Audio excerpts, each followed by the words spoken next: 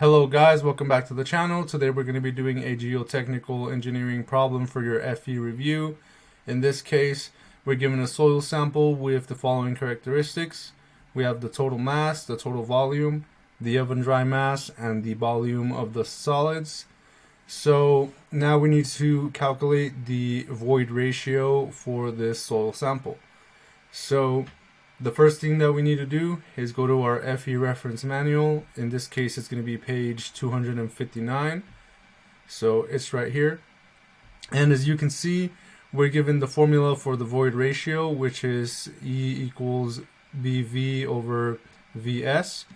So that's going to be void ratio equals the volume of the voids over the volume of the solids. So let me just go ahead and write that right here for us. Okay, so here's a formula. Now, if we look at what we were given, we were actually just straight up given the volume of the solids. So that's Vs, and we can write that down here. It's going to be 10 centimeters cubed. And then we were not directly given the volume of the voids, but we were given the total volume of the soil sample.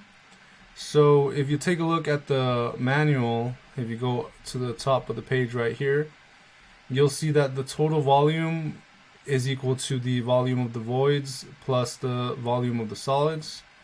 So we can arrange that as an equation. So in this case, it'd be total volume is equal to volume of the voids plus volume of the solids. And then we're just going to rearrange it to solve for the volume of the voids in this case. So it would be V minus Vs. And then if we plug in the numbers that we were given in the problem, we're just going to get 15 centimeters cubed minus the 10 centimeters cubed. And then once we solve that, we get that the volume of the voids is equal to 5 centimeters cubed. So now that we have the volume of the voids and the volume of the solids, we can just plug into our void ratio equation here. So in this case, it would be the 5 centimeters cubed over the 10 centimeters cubed. And then if you do that, you're going to get that the void ratio is 0.5. So in this case, the answer is going to be B. So that was the answer. I hope that this video was helpful with reviewing geotechnical phase relationship equations.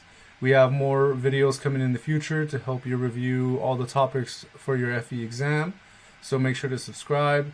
Also make sure to leave a like and leave a comment with what you would like to see us cover in the near future. And we'll see you in the next video. Thank you for watching.